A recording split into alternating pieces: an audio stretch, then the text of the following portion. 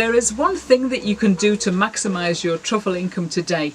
It's a very simple thing, but a lot of hunters don't do it properly and it ends up costing them dearly.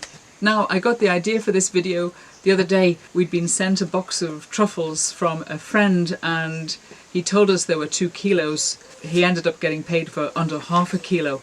Now, the poor guy was really upset, but the truffles that he'd collected had not been cleaned and they had not been stored properly. So when they arrived, a lot of them were mouldy and most of them had been infected with the very small thread-like worms that like to feast on truffles. These things happen especially when you're learning. After all, when you look online about information for storing truffles, most of it is aimed at people who have bought a truffle and are preparing to eat it. And the process for truffle hunters is entirely different. Following the wrong advice could cause you to make a costly mistake. As the truffle hunter, realise that you are the first of a number of people who will handle this product. And it's your job not only to find the truffle, but also to make the first call in the quality control line. When you get home from hunting, you may be tired and just want to dump all your truffles in the fridge and go and do something else. However, that would be mistake number 1. You should clean your truffles as soon as you get home.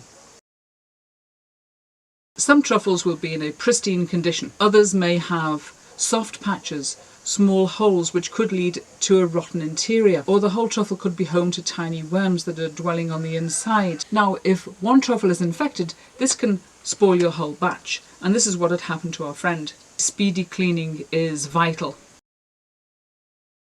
You're not cleaning the truffle for the table. That's not your job.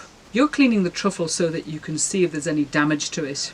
You're cleaning it so you can see it properly, and you'll need to use a brush. Don't use water. Never get truffles wet, ever.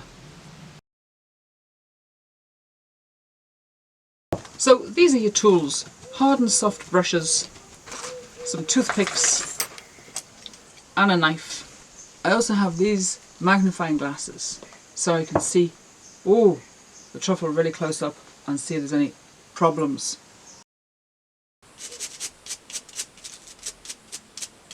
So I've brushed most of the soil off. Like you say, you don't need to be too fussy with this. Now I'm feeling it gently for any soft spots and checking for any holes. I examine all of the truffle with a toothpick, and if I find any holes, I'll gently insert the toothpick inside and see how far the hole goes inside. If it doesn't go any further, don't push it, but if it gets soft, then you're going to need to use your knife.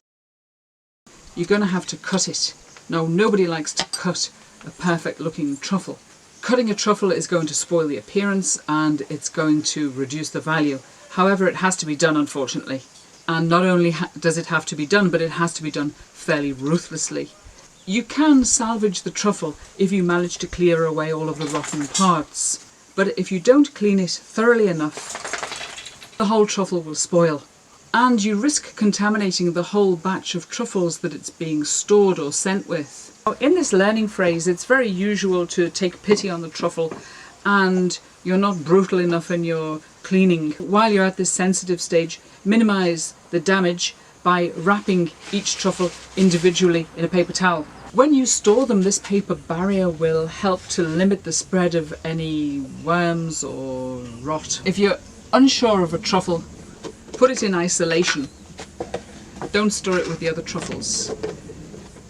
Keep all of your firm A-grade truffles together and put any ones which may be a little bit dodgy in a separate place. Perfect storage.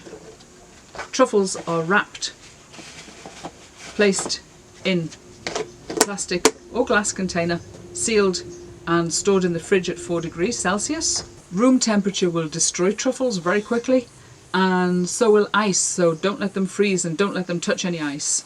These fungi are 90% water.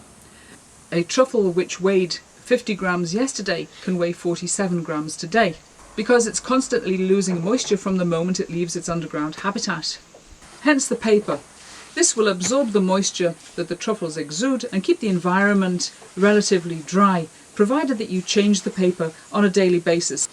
Don't worry about waste. You can reuse this paper, dry it out when you've finished with it, and then you can use it again.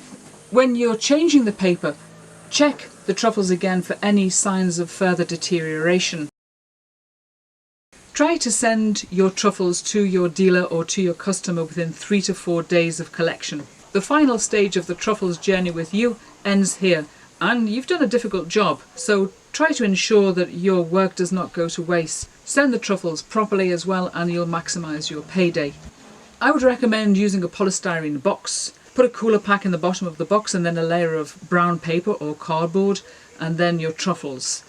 If it's very hot, then I would put another layer of cardboard or brown paper on top of the truffles and another cooler pack. Make sure it's closed properly.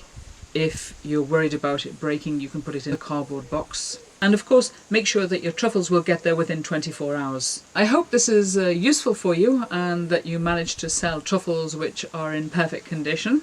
So the truffles will get their full value, and also you will be able to increase your reputation as a trusted supplier of a good quality product.